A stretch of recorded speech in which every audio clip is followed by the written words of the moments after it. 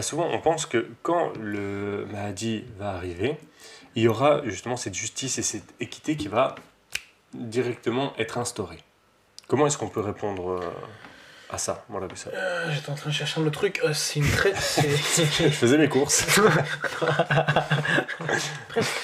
C'est une très bonne question. J'aime beaucoup cette question. Ça prouve que la personne est premièrement ouverte d'esprit et elle réfléchit et elle veut vraiment savoir. Ça parle de l'insincérité de la personne et de toutes les personnes qui se font cette même réflexion. Ce qu'il faut savoir ici, c'est que les choses se sont jamais fait en un claquement de doigts. Même dans la pratique d'Allah, lorsqu'on dit kun fayakun, lorsque Dieu dit kun soit, eh ben, le terme qu'il utilise après c'est fayakun et il commence à être. Donc il y a une évolution. Même dans la pratique d'Allah, Allah fait évoluer les choses. Ok, je vous vois sourire, je sais pas pourquoi. Non, je trouve bien justement. Moi, je voulais juste dire par rapport à ça que si on prend. Juste pardon, ça veut dire que ça prend du temps. C'est ça. Ça prend du temps et c'est pas automatique dans le sens où lorsqu'un prophète est envoyé ou une personne élue, choisie de Dieu est envoyée, cette personne-là répond de sa juridiction, fait ce qu'il doit faire, donc son rôle, il joue son rôle, mais en parallèle, les gens qui sont en face, c'est à eux de jouer. C'est-à-dire c'est à eux de faire en sorte d'accepter ou de refuser. De la même façon que lorsque le Mahdi viendra et distribuera ses biens, c'est aux gens d'accepter ou de ne pas accepter. Ouais, c'est ça, c'est pas sur le développement du message, c'est sur le fait que les gens l'acceptent tout de même. Et la notion de contrainte, elle est très importante. Il n'y a pas de contrainte. On ne peut pas contraindre une personne à accepter ou à faire usage de l'équité et de l'impartialité. De la même façon que le Saint-Coran dit, la ikraha fi din, il n'y a aucune contrainte en matière de religion. Lorsque le Saint-Prophète sallallahu alayhi wa sallam est venu avec ses sahaba, ils n'ont contraint aucune personne à accepter l'islam. Ils les ont enjoints, ils les ont encouragés, ils leur ont donné des raisons, ils ont échangé, mais il n'y a pas eu de contrainte. Donc ça prend du temps. Donc ça prend du temps. Donc le Mahdi viendra et il parlera justement de ces notions d'équité et de justice. Parce qu'il y a deux titres qui sont accordés au Messie et au Mahdi, donc Hakam et Adl. Et justement, ce sont deux notions qui sont très importantes.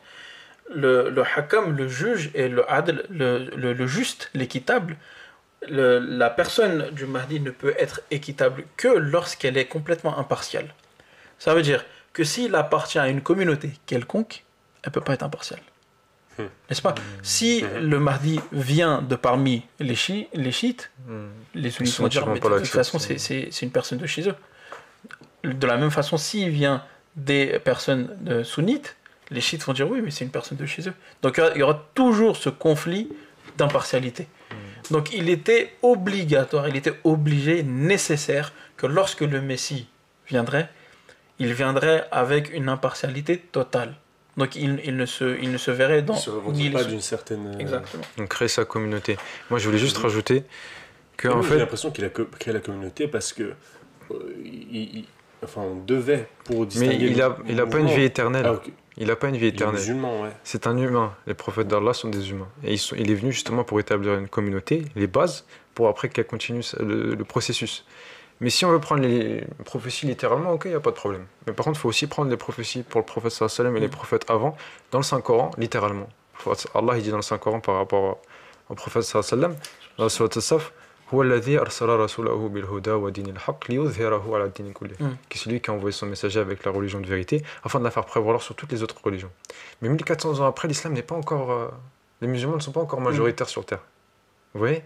C'est un processus. Le prophète Sassam établit les bases pour la réalisation de cette prophétie.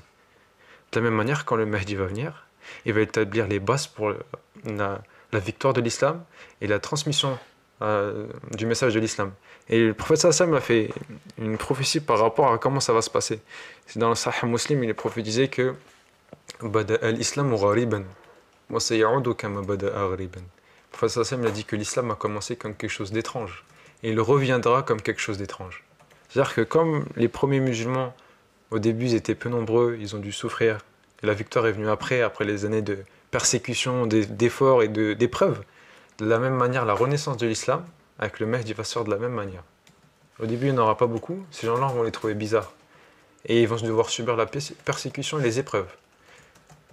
Et au fil du temps, du temps que cette communauté commence à grandir, la victoire, ça donne à cette communauté. Mais ça ne peut pas se faire seulement en quelques jours, ou comme on nous sort parfois cet hadith, 40 jours, ceci, cela. Mais il faut revenir au Saint-Coran. Il faut revenir au Saint-Coran. Le Saint-Coran établit un processus pour tout. L'homme a été créé par étapes, la victoire de l'islam viendra par étapes. Ouais, donc c'est ça. Donc cette équité et cette justice viendra graduellement quand les gens accepteront petit à petit le message de l'Ahmadiyya. Il y a aussi, regardez, Dieu lui-même a affirmé au Saint-Prophète sallallahu alayhi wa sallam, Lasta alayhim bimusaydir. Tu n'es pas responsable dans le sens où tu ne peux pas leur infliger une chose ou une autre. Ok, ton but, c'est de les avertir, c'est de les enjoindre, mais tu n'es pas un policier. Ok, tu peux pas leur dire bon maintenant il faut que vous fassiez ça. Si c'était pas le devoir ou le rôle du saint prophète sallallahu alayhi wa sallam, qui est le meilleur des prophètes, comment est-ce que ça peut être le rôle du Messie et du Mahdi? Ça n'a pas été le rôle d'aucun des prophètes. Aucun des prophètes n'a forcé son peuple à suivre. Et chaque prophète est venu en disant écoutez, je suis en vérité un messager de Dieu, et voilà ce que je vous apporte. Libre à vous maintenant d'accepter ou de refuser. Bah c'est ça, on a souvent une attente dans le monde musulman, on va dire orthodoxe, d'un Mahdi qui est... D'un Mahdi sanglant. Ouais. Qui vient faire la guerre et qui vient tuer les... Justement, on a réduit le Mahdi à ça. Ce qui est triste, ce qui est malheureux. On réduit un prophète ou un élu de Dieu, un choisi de Dieu, à courir la terre et tuer tous les porcs et casser tous les croix, qu'elles soient en laiton, ça va prendre un petit peu de temps, je pense. Beaucoup. De casser toutes les croix sur terre. Je suis pas sûr que ce soit très utile. Oui, parce que toutes les croix en bois qu'on a, les petites, les grandes, celles qui sont cachées dans... Oh non, la croix est pétée. Ouais. Musulmans, les gars. Et en plus, il y a énormément de gens qui sont enterrés avec leur croix, leur crucifix. Ouais. Qu'est-ce qu'il va faire le Mahdi? Il va venir, il va commencer à... Vous voyez, ça tourne le ridicule. Ça tourne le ridicule parce que premièrement, c'est pas le rôle du Messie et du Mahdi. Et ce serait ridicule de faire une chose pareille.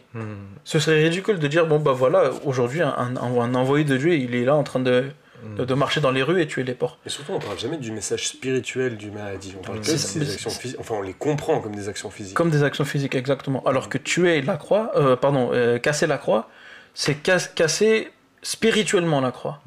À travers les arguments qui sont en faveur de l'islam, que le saint fondateur de la communauté a fait à l'époque.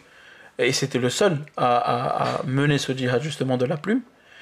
L'islam était attaqué de tous les côtés dans le sous-continent indien par les missionnaires chrétiens. Et beaucoup de gens partaient de cette religion et allaient rejoindre les rangs chrétiens. Ils se reconvertissaient parce qu'ils n'avaient pas les arguments. Le Messie premier, ce que nous pensons être le Messie à l'islam, est venu, et comme a dit M. Ali tout à l'heure, il a écrit plus de 85 livres. Il faut les lire, ces livres. Il faut voir de quoi ça parle. Avec des arguments et il a donné des arguments qui ont complètement détruit l'idéologie du christianisme qu'on a aujourd'hui. Surtout qu'ils sont très spéciaux dans l'écriture, c'est très simple, si j'ose dire, c'est clair, direct. En même temps, on peut le relire 5 fois et on apprend toujours des choses. C'est ça, exact. Est-ce que